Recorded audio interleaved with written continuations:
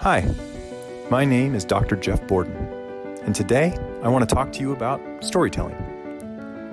I've been studying narrative throughout my entire career. It's something that is important to me, but it's also something that I understand the power of. See, I wrote my master's thesis on this concept. I've studied it, I've taught it to education and communication students alike, but I also use it every week when I speak to faculty, presidents, provosts in professional development settings. See, I know the power of story. I think back to when I was reading John Grisham's The Firm, the first book of his that I ever read.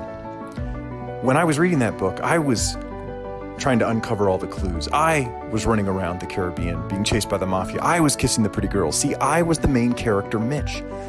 That's because story helps us to contextualize, to connect to ideas, to people, to concepts that we wouldn't normally connect with. Brain science even knows this to be true. A study was done in 2010 where they took storytellers and story receivers, and they watched their brains during the experience. And it turns out that when the storyteller's brain would light up, the exact same experience would happen inside the audience member. So when the cerebellum lit up in the storyteller, the cerebellum lit up in the story receiver. When the frontal cortex lit up in the storyteller, the frontal cortex lit up in the story receiver. But interestingly, when the facts were taken out of the story and the context was gone, the teller's brain continued to light up, but the receiver's brain went dark. See, context adds everything. That context matters. It allows us to stay connected to people, messages, information, and more. We actually know so much about the power of pictures over words, and story help us develop those same pictures in our mind so that we're actually seeing something beyond just the simple text. See, story encourages great learning behaviors. It helps us to remember. It helps us to understand faster. It shares meaning so that the sender's message is the same that we're taking in. It enables and empowers actual learning. So, if that's the case, then teachers really need to be well-versed as storytellers, right? We need to know how to tell a story, how to architect one, how to put it together so that we're getting all of those benefits. But there's a problem. It turns out that most people are not very good at storytelling. Most people think they're good at storytelling. That's likely because we use the term story to mean a lot of things that it probably isn't. But we also don't really practice good storytelling. We just practice communicating or talking, and we think that makes us a good storyteller, when indeed it does not. There is an art to storytelling, yes, but there is also a science to it. Let's unpack that science right now by talking about what is generally called the arc plot. In the science of storytelling, we're going to look at two axes of information. We're going to start with the universal currency, that thing that we all share, no matter how rich or poor we might be, and that is time.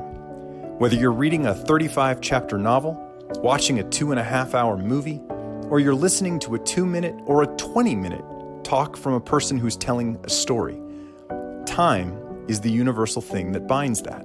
That whole experience happens in and around time. But if time is the x-axis, and that's speaker-driven, then the y-axis is audience-driven. It's all about whether the audience cares, whether they're going to pay attention. It has to do with how much interest or focus the story actually creates in the audience. There's a term that communication researchers have used for this for years, known as audience arousal. Are they actually going to pay attention? Are they compelled to want to listen, to want to focus, to want to stay with you? Effectively, the y-axis is engagement. Now that we have the x and the y-axis, we can start to lay out the formula or start to generate the recipe that we will use to start telling effective stories. To do this, here, we're going to talk about not just one story, but all stories. We're going to talk about how Quincy, an old 1970s TV show about the coroner for Los Angeles County, every episode went something like this. At the beginning of Quincy, there was an attention getter. So since Quincy was the coroner for LA, there would be someone out in the world, in the city of LA, who would come across a dead body. Perhaps a jogger just tripped over it on the street. Now, you may think that an attention getter is a little too intense on the arousal meter when it comes to dead bodies. But remember, people tuned in to see Quincy, so they knew there had to be a dead body somewhere. Without a dead body, there's no coroner, so it wasn't that intense. After that attention getter takes place, then some setting is set. You find out about the sister, the son, the daughter, the mother, the uncle, the brother, the other people who might be involved in this story. But now we have the change for a story versus a report, the thing that separates the two. Quincy would come on the scene after everyone had been there, and he would take a look around, and he would do that thing that promotes action into a story. See, the police would almost always come along and say, oh, it's obvious what happened. We know what's went on here. In this case, it was a suicide. And within 15 seconds, Quincy would say, wait a minute, this was no suicide. This was a murder. Oh no. Now you have tension.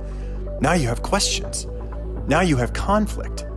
The audience wants to know how Quincy could possibly know that. How is he getting that information? They want to stick around to see how this resolves. You see, that's the difference between a report and a story. It's all about conflict. That tension that gets created, that disequilibrium in the audience, really compels them to stick around to see what happens. Now, the rest of the exposition of the story, the bulk of the story, is really the rising action just taking place over and over and over again, where you think that the hero's going to win, but then they don't. You think they're going to climb the mountain, but they don't get there. Quincy and his trusty sidekick Sam would go back to the lab. They would try to look for clues.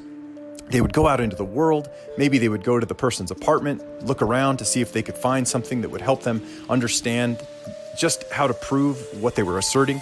They would talk to people, and they would find that there were motives.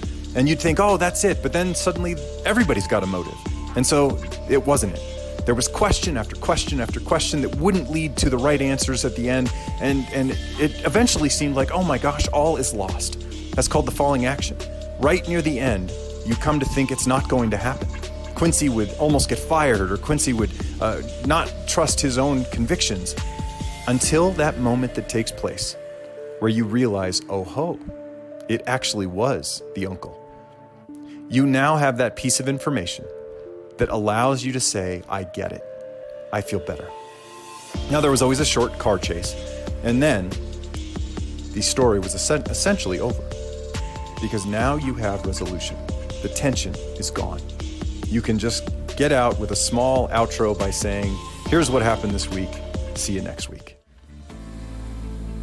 That recipe for a story is how all good stories go. You see the difference between a story and a report? They both take place over time, but there's a real difference in terms of engagement, intensity, interest, focus. A report is there to generate information. It is not necessarily to keep you hooked, because you just want the information at the end of the day. But a story, a narrative, well, that's based on conflict. And once you know the key, you can create that conflict. And then you can help that conflict be raised in the audience throughout the entirety of the story until finally you release them from that moment where they say, oh, I get it. Now you're a storyteller. Good luck and good learning.